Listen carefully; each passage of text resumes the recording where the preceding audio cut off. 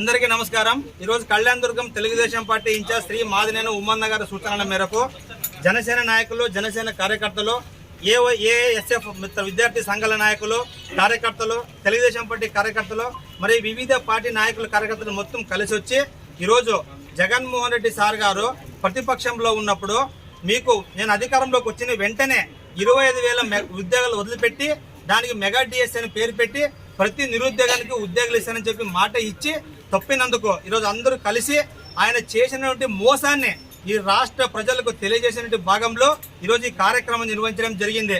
Jaganmohan Reddy sir గారు ప్రతిపక్షంలో ఉన్నప్పుడు ప్రతి పంచాయతీకి, ప్రతి నియోజకవర్గానికి మైకు తీసుకుని మైకును కొట్టి హలో అందరూ బాగున్నారని చెప్పి మా నిరుద్యోగులను మోసం చేసి అధికారంలోకి వచ్చినటువంటి మీ అందరూ కూడా న్యాయం చేశానని చెప్పి ఈరోజు ఇంజనీరింగ్ చదువుకున్న విద్యార్థులు, బీటెక్ చదువుకున్న విద్యార్థులు, ఎంసీఏ, ఎంబీఏ, పీజీలు, డిగ్రీలు ఇలా టెక్నికల్ కోర్సు చదువుకున్న విద్యార్థులకు ఉద్యోగం లేకుండా కేవలం వాళ్ళకి వాలంటీర్ జాబులు ఇచ్చి వాళ్ళ జీవితాన్ని నాశనం చేసిన వ్యక్తి శ్రీ వైఎస్ జగన్మోహన్ రెడ్డి సార్ గారు చెప్పి సందర్భంగా మీ అందరికీ నేను తెలియజేసుకుంటున్నాను।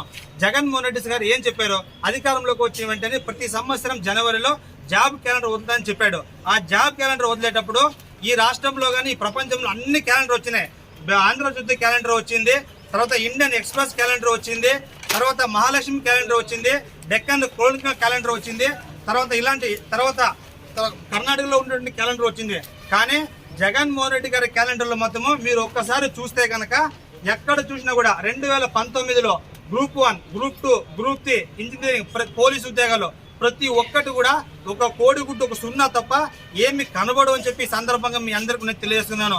అన్ని క్యాలెండర్లు మీరు చూస్తే అట్లీస్ట్ తేదీలు ఉంటాయి, దాంట్లో మంచి రోజు ఎంత, చెడ్డు రోజు ఎంత, ఎప్పుడు ఏం చేయాలని చెప్పి అందులో కూడా పొందుపరుచుంటారు। కానీ జగన్ క్యాలెండర్లు మాత్రము ఏమి ఉండదు, ఒక జీరో తప్ప।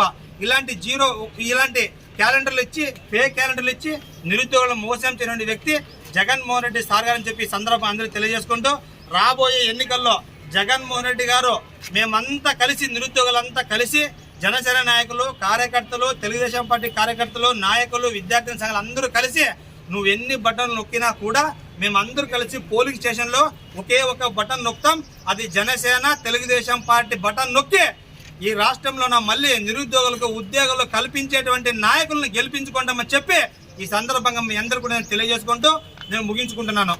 భాగంగా ఈరోజు ఈ రాష్ట్రంలో ఉండేటువంటి నిరుద్యోగుల ఖాళీల సంఖ్య ఒక మెమోరాండం ద్వారా మన ఆర్డీఓ మేడం గారు కూడా తెలియజేయడం జరిగింది। మేడం గారు కూడా సానుకూలంగా స్పందించారు।